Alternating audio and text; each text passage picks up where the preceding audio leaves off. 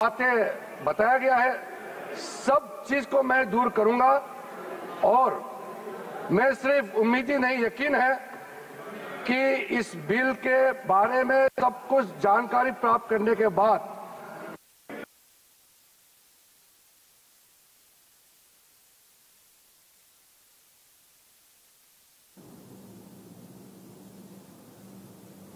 आपको बता दें कि वक्फ बोर्ड के संबंधित ये बिल है, संशोधन बिल। बहुत सारे प्रावधान हैं इसमें। वक्फ बोर्ड के रेवेन्यू की जांच हो सकेगी। हालांकि पहले ये अधिकार ट्राइब्यूनल को हुआ करता था और ट्राइब्यूनल ही फैसला लेता था। केंद्र सरकार या राज्य सरकार इसमें कुछ नहीं कर सकती थी अगर कोई अपील में जाता भी था केस। लेकिन अब ये अधिकार केंद्र को दिया है जा रहा है। ना ही संविधान का किसी भी अनुच्छेद का इसमें उल्लंघन किया गया है। और अब सुप्रीम कोर्ट का एक केस का मैं हवाला देना चाहूंगा, Brahmachari versus state of West Bengal.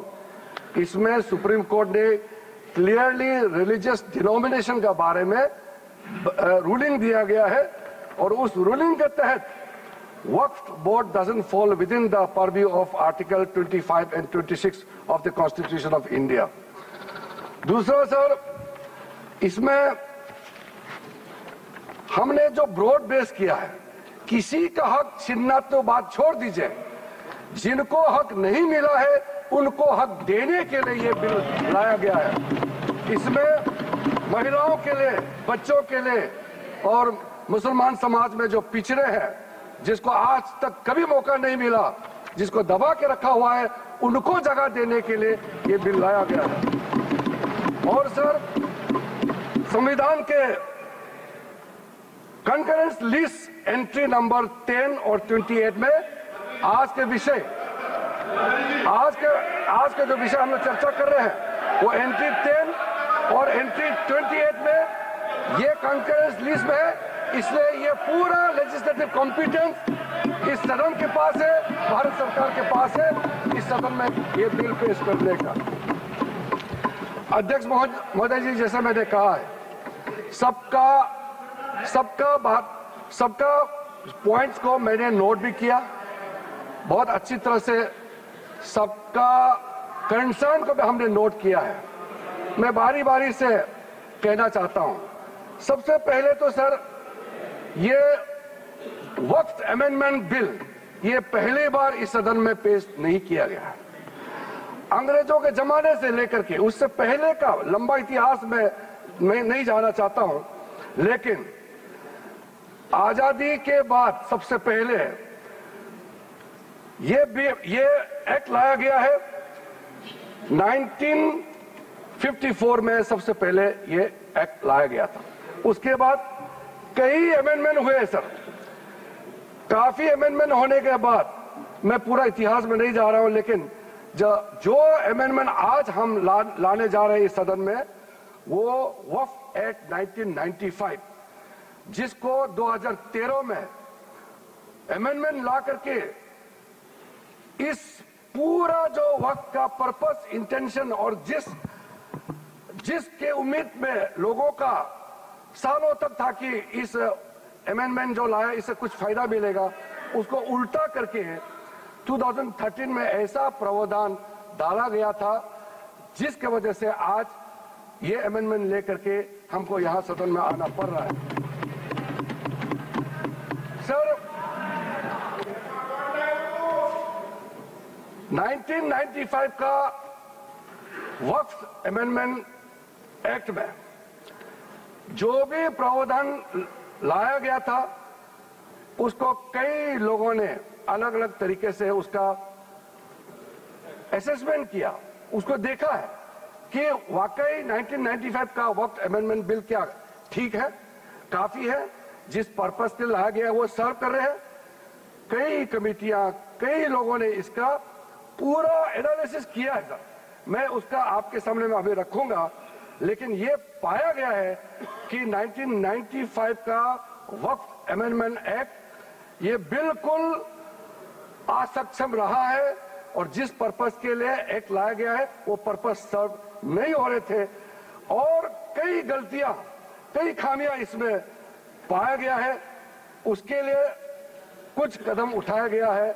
मैं आज इस सदन में आपके माध्यम से खास करके कांग्रेस पार्टी को कहना चाहता हूं, ये अमेंडमेंट आज सरकार इस सदन में ला रहे हैं, एक तरीके से आप लोगों ने जो भी कदम उठाया है, आप लोगों ने जो भी चाहा है, वो आप नहीं कर पाया, वही चीज करने के लिए हम आज ये अमेंडमेंट प्रपोज किया गया है।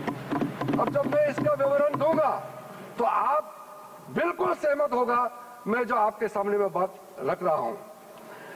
और दूसरी बात, इसमें हम लोग सब चुने हुए प्रतिनिधि हैं।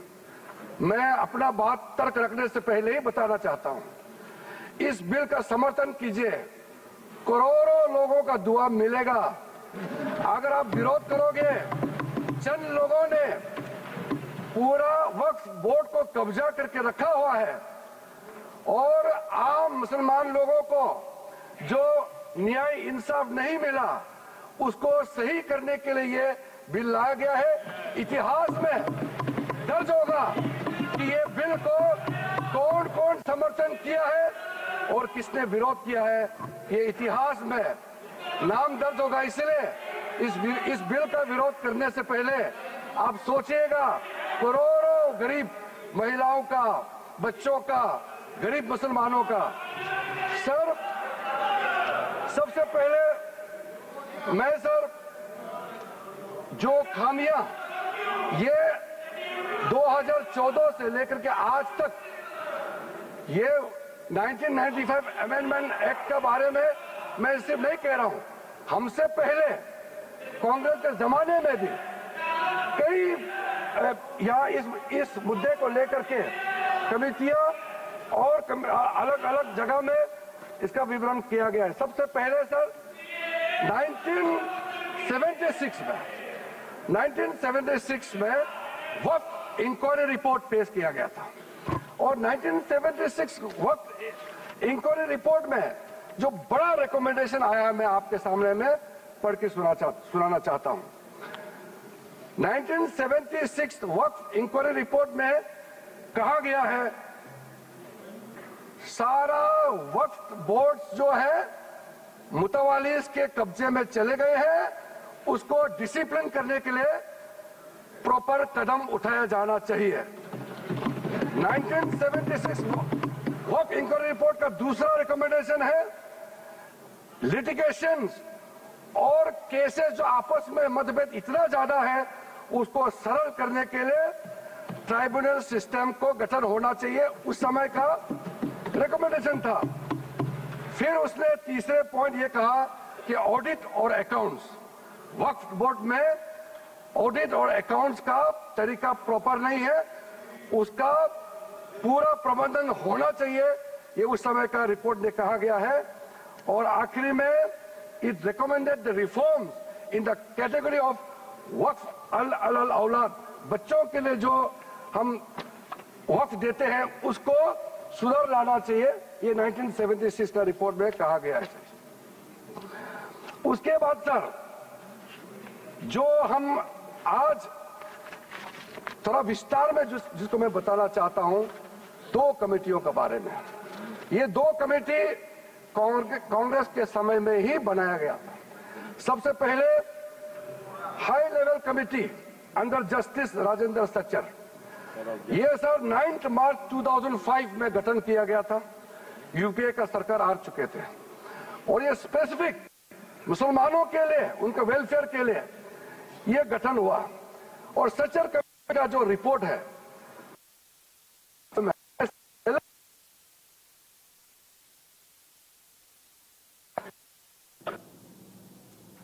लोकसभा में किरण रिजिजू केंद्रीय मंत्री वक्फ संशोधन बिल पर बोल रहे हैं, उस पर पूरी अपनी बात रख रहे हैं। सरकारी जो पक्ष है, क्योंकि लगातार इस पूरे मामले पर आज सारा दिन हंगामा रहा, विरोध सत्ता पक्ष को झेलना पड़ा।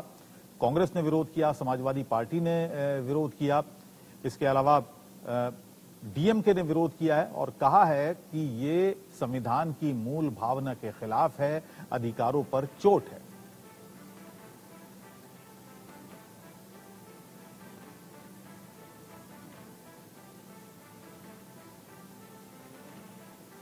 हम आपको बता दें कि जो संशोधन में मुख्य बिंदु जिनको बदला जा रहा है वो दरअसल क्या क्या हैं। बिल में वक्फ संपत्ति उत्तराधिकार में महिलाओं को ऐसी संपत्तियों का उत्तराधिकारी बनाने की बात की गई है। वक्फ संपत्तियों के सर्वे के लिए जिला कलेक्टर स्तर पर के अधिकारी होंगे, वो इसकी जांच करेंगे। वक्फ बोर्ड का जो रेवेन्यू है उसकी जांच अब हो सके।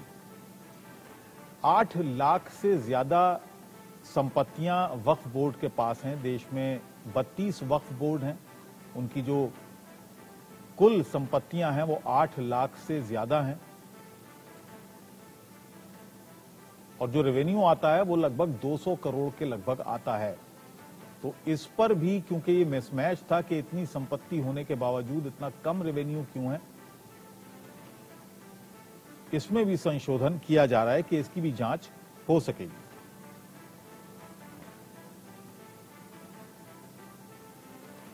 इन संपत्तियों का रजिस्ट्रेशन एक सेंट्रल पोर्टल और डेटाबेस के जरिए किया जाएगा, ये इसमें प्रावधान रखा गया है। और नए बिल में यह भी प्रावधान है कि बोर्ड अब यह तय करने का एकमात्र अधिकारी नहीं रहेगा कि संपत्ति वास्तव में वक्फ बोर्ड की है या नहीं। यानी पहले अगर कोई विवाद होता था तो वक्फ बोर्ड को साबित नहीं करना होता था कि यह संपत्ति उसकी है, बल्कि जो दूसरा पक्ष होता था उस पर यह जिम्मेदारी होती थी कि वो ये साबित करे कि ये संपत्ति वक्फ बोर्ड की नहीं है। अंडर सेक्रेटरी का जूनियर ऑफिसर लेवल जो बनाया है उसको आप रैंक को ज्वाइंट सेक्रेटरी लेवल तक उसको उठाना चाहिए, ये उसी कमेटी का रिपोर्ट में आया है।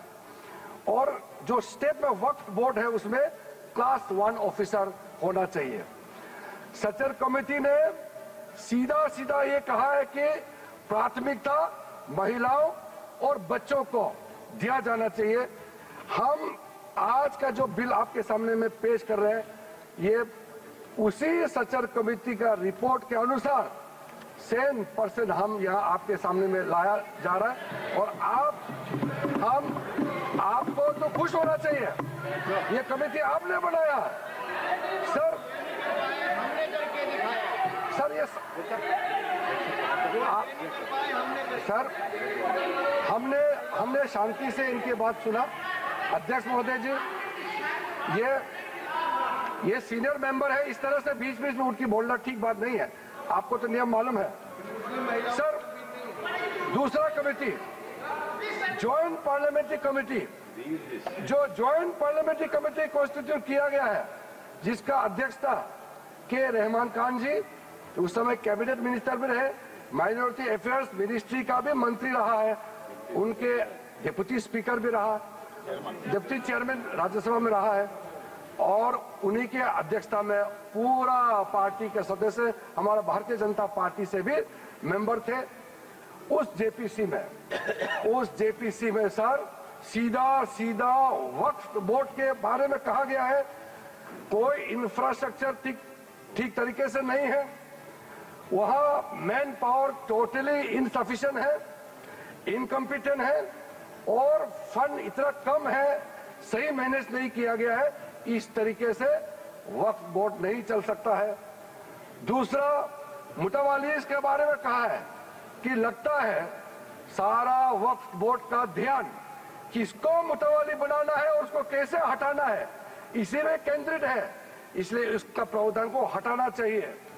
फिर कहा गया है डॉक्यूमेंट, महत्वपूर्ण डॉक्यूमेंट जितने भी है उसको प्रॉपर से मेंटेन करने का भी प्रावधान वक्फ बोर्ड में नहीं है, उसको किया जाना चाहिए।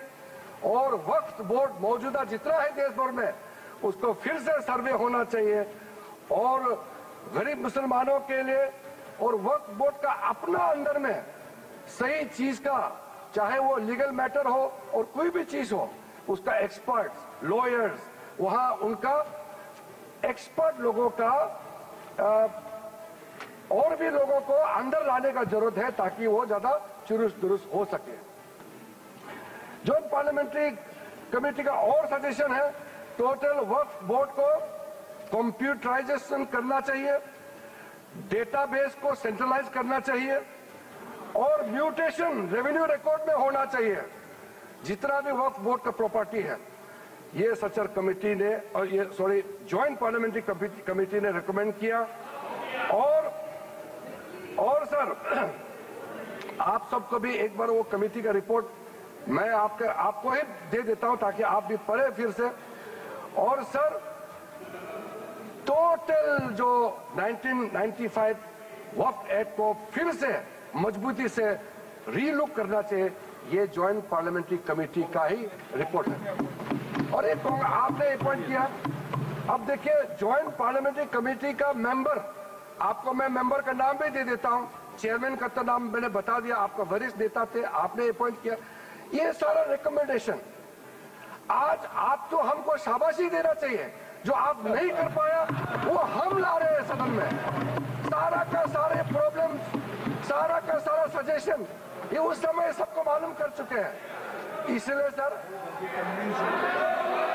राहुल जी कन्विंस हो गए, ये मनी मन में सब कन्विंस है, ये राजनीतिक दबाव में अपोज कर रहे हैं, अंदर अंदर सब लोग समर्थन दे रहे हैं, मुझे मालूम है अध्यक्ष महोदय जी। सर राहुल गांधी कहाँ खपे जा रहे हैं? राहुल गांधी जी तो अभी बाहर निकले हैं, लेकिन सहमत देकर के गया है कि हम जो कह रहे हैं सही कह रहे हैं। सर मैं इसी बीच कुछ इंडिविजुअल केसेस और कंसल्टेशन जो हम आज बिल लाया है, कुछ सदस्यों ने कहा है कि और कंसल्टेशन होना चाहिए था।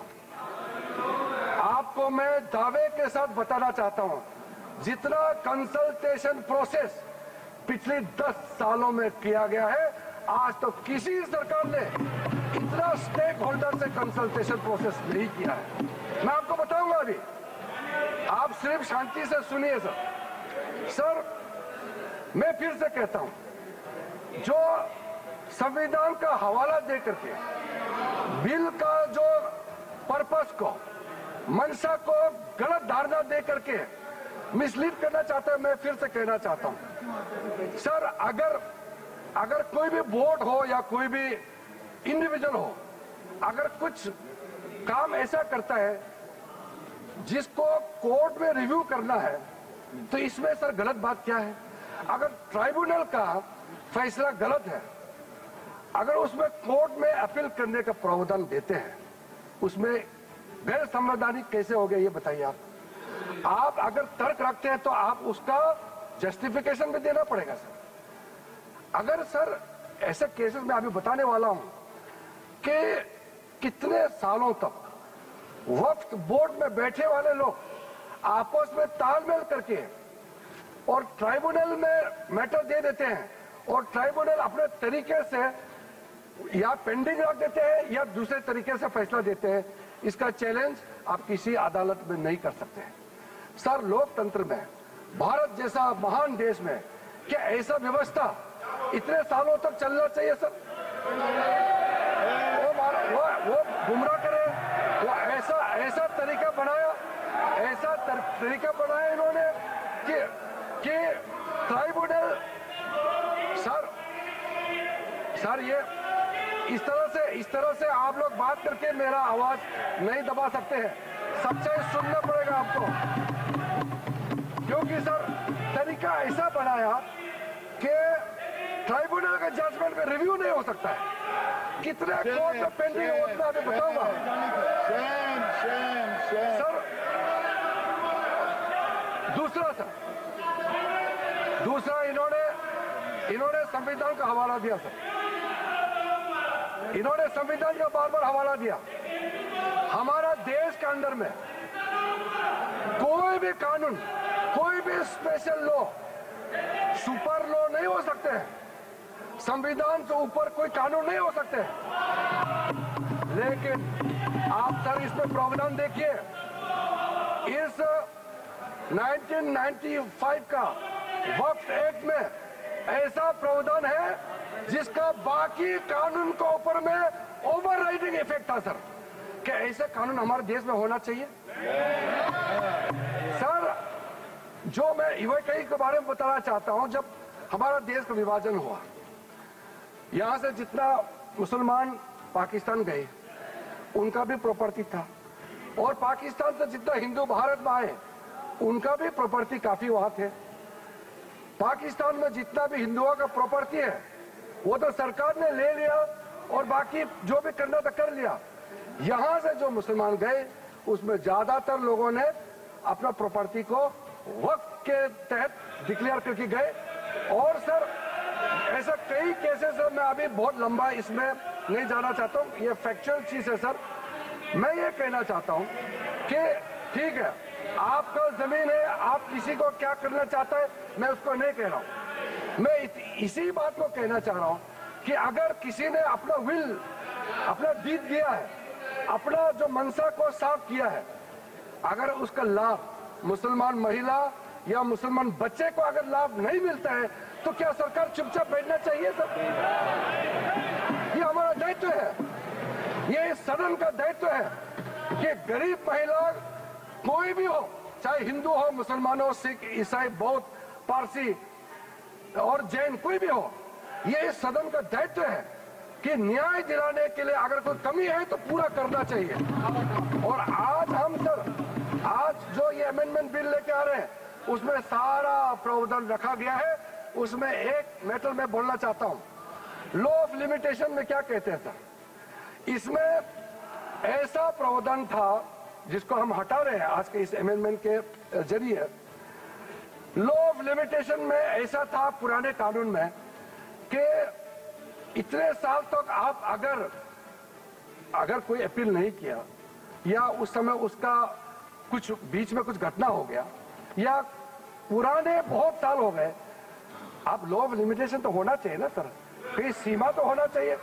लेकिन इन्होंने ऐसा किया कि मान लो कोई खड़ा होकर कहेगा कि 500 साल पहले मेरा बाप दादा का इस जगह में कोई कार्यक्रम चलता था, नमाज पढ़ा था या किसी ने कुछ किया है, सिर्फ एक बात बताने पर पूरा वो जगह को वक्फ प्रॉपर्टी डिक्लेयर किया जाता था। ऐसा नहीं कर सकते।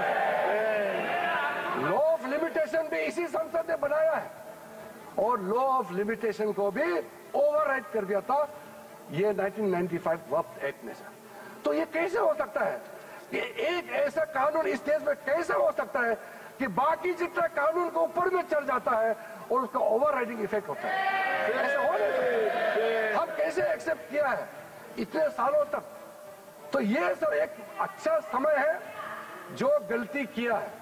ठीक है, इंसान से गलती हो जाते हैं और पार्टियों ने भी गलती किया होगा, कांग्रेस पार्टी ने, बाकी पार्टी ने। आज सुधरने का समय है तो हम सुधर रहे हैं। गलतियां हुई हैं लेकिन जो सुधरते समय कम से कम आप विरोध ना करें। और sir section 108 special provision under agriculture property act 1950, उसको सर हम लोग हटा रहे हैं क्योंकि ऐसा सेक्शन हमारा देश का किसी कानून में, किसी भी स्टैट्यूट बुक में नहीं रहना चाहिए सर। उसके बाद उसके बाद मैं कुछ ऐसा इश्यूज पे जाना चाहता हूं जिससे हमारे सारे सदन को सुन करके उनको कन्विंस होगा सर। आप सर इनको तो चुप करें, बीच बीच में इस तरह का कहना, सीनियर मेंबर है सर। अब हम सर बड़ा विषय पे जाना चाहता हूं। ये हमने जो कंसल्टेशन का प्रोसेस किया है, मैं पुराने दिनों का बारे में नहीं कह रहा हूं, 2014 के बाद कितने लोगों से, हजारों लाखों लोगों से, या तो आप मंत्रालय के ओर से जाके उनके साथ कंसल्टेशन किया या वो रिप्रेजेंटेशन लेकर के मंत्रालय में आए और उनके बात को हमने सुना है सर।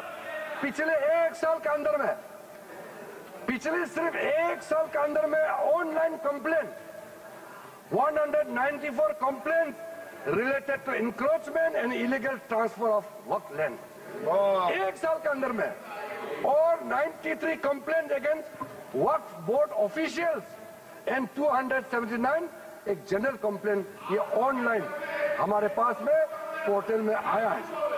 उसके बाद सर आज सर ये एक समुदाय का बात मुसलमानों को गुमराह करके यहां बात रखा जा रहा है। कल देर रात तक मेरे पास में मुसलमानों का डेलीगेशन आते रहा और हमसे पहले भी कितने लोग मिले हैं। और इसको आप ये सोचते हैं कि क्या सर ये क्या बोहरास कम्युनिटी का संख्या कम है, इसके लिए ये महत्व नहीं देंगे क्या?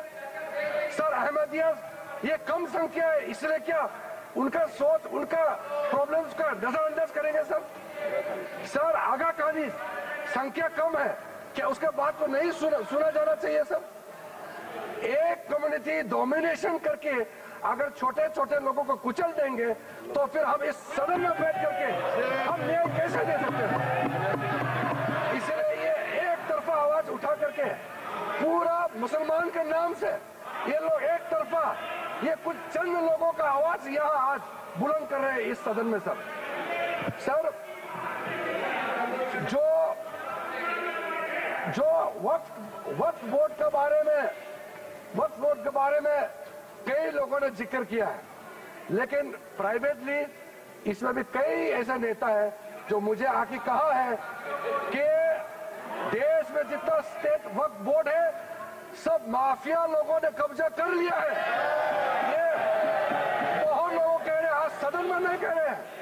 सदन में अपना पार्टी का दबाव या किसी के डर से या वोट बैंक का चक्कर से नहीं बोल रहा है, मगर प्राइवेटली हर एक मुसलमान आकर के कहता है नाम मत बताना है।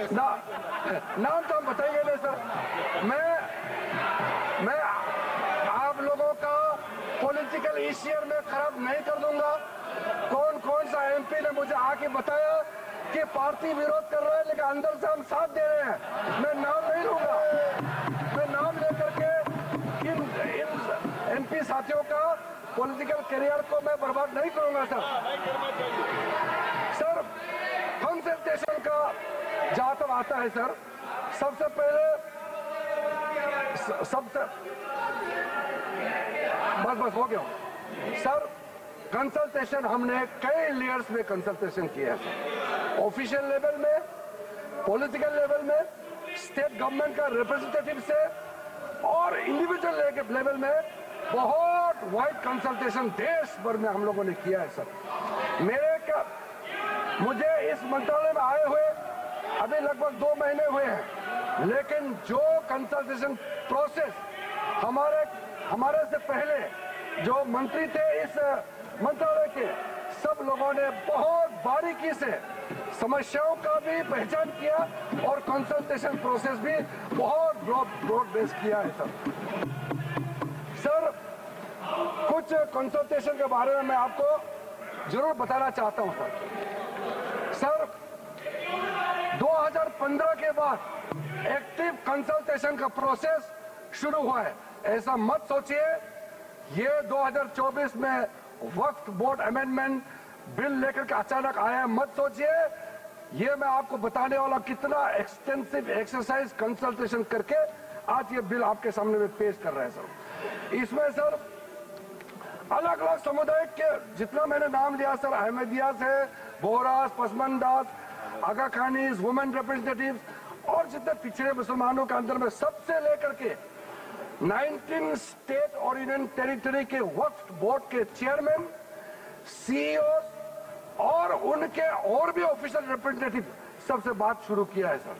2015 में पटना में कंसल्टेशन प्रोसेस किया, फिर उसके बाद में 16 अप्रैल में नई दिल्ली में, फिर 12 तारीख अक्टूबर 2015 में श्रीनगर जम्मू कश्मीर में इसका कंसल्टेशन का बैठक हुआ।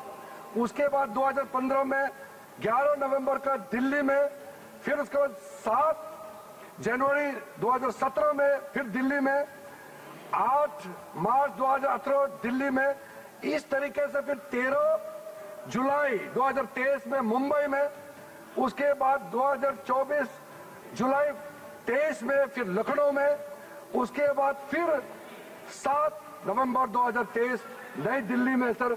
और ये जो प्रोसेस है लखनऊ यूपी लखनऊ लखनऊ उत्तर प्रदेश में ही है अखिलेश जी।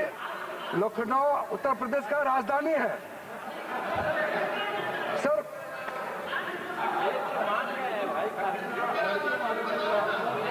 आप मुख्यमंत्री रहे हैं वहां सर। सर 2023 जो लेटेस्ट कंसल्टेशन जो हुए हैं, मैं थोड़ा सा इसके बारे में बताना चाहता हूं।